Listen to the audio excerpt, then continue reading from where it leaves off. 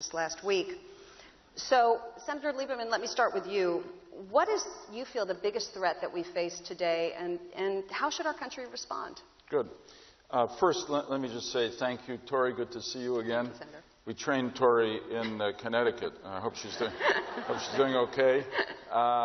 And thanks to the Lesher Foundation for what they contribute to the quality of life here in Contra Costa County. Mm-hmm. Congratulations to the Walnut Creek Historical Society. I'll just give you a quick one-liner about history, which is my favorite, particularly this is from Winston Churchill. Somebody asked Churchill at one point, how did he think history would treat him? And Churchill said, I am confident history will treat me very well because I intend to write it. And that has appealed to me more and more as my career has gone on.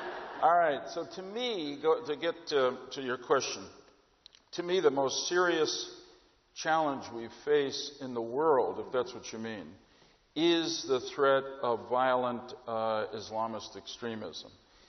Whether it comes in the form of the state of Iran, Islamic Republic of Iran, or it comes, which is Shia, or whether it comes in the form of the various Sunni terrorist groups like Al-Qaeda and now particularly ISIS.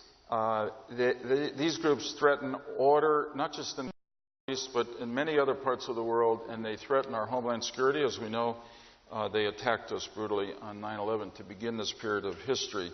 In my opinion, they clearly do not represent anything beyond a minority of the Muslim world. The fact is that when these groups like ISIS or Al-Qaeda take over, most of the Muslims, they are run because they don't want to live under that kind of repressive regime. So we have to try to work to defeat them and also to give people within the Muslim world the courage to stand up and fight them. The group I'm part of forming now, I'm very excited about, it's called the CEP, the Counter-Extremism Project. It's really focused on, one, trying to cut off funding to these terrorist groups, and two, trying to develop essentially a counter-narrative for young people growing up in the Muslim world to go for freedom and opportunity in the modern world and not go for violence and extremism. And I'm really glad that it started with a couple of Americans, but we've now got a former ambassador from Pakistan to the UN. We've got